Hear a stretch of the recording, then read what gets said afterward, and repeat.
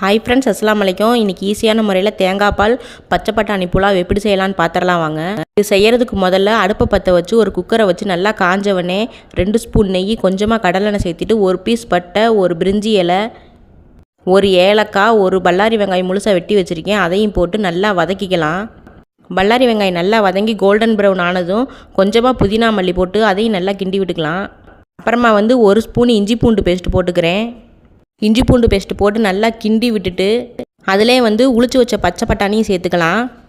பச்சை பட்டாணி சேர்த்துட்டு அதையும் ஒரு கிண்டி விட்டுட்டு நான் 1 கப்பு பாசுமதி அரிசி நல்லா அரை மணி நேரம் ஊற வச்சு எடுத்திருக்கேன். அதையும் உள்ளே சேர்த்திட்டு 1 கப் அரிசிக்கு 1.5 கப்பு தேங்காய் பால் எடுத்திருக்கேன். உங்களுக்கு தேங்காய் பால் வேணாட்டி நீங்கள் தண்ணி கூட சேர்த்திக்கலாம். தேங்காய் பாலையும் ஊற்றிட்டு ஒரு கிண்டி விட்டு கொஞ்சமாக தேவையான அளவுக்கு உப்பு போட்டுக்கோங்க. உப்பு சேர்த்ததுக்கப்புறம் நல்லா கிண்டி விட்டுட்டு ஒரு மூடி போட்டு 2 விசில் வச்சு எடுத்திங்கன்னா சூப்பரான புலாவ் ரெடி. இந்த ரெசிபி நீங்களும் ட்ரை பண்ணி பார்த்துட்டு எப்படி இருக்குன்னு சொல்லுங்கள். இதுக்கு சிக்கன் கிரேவி, மட்டன் கிரேவி எல்லாத்துக்குமே சூட் ஆகும். வீடியோ பிடிச்சிருந்துச்சுன்னா லைக் பண்ணுங்கள். உங்கள் ஃப்ரெண்ட்ஸுகளுக்கும் இந்த வீடியோவை ஷேர் பண்ணி விடுங்க. அப்படியே சப்ஸ்கிரைப் பட்டனே அமுத்தி ஆல்ன்ற ஆப்ஷனை கொடுத்துக்கோங்க. அப்போ தான் நான் போடுற வீடியோ உங்களுக்கு உடனே வரும்.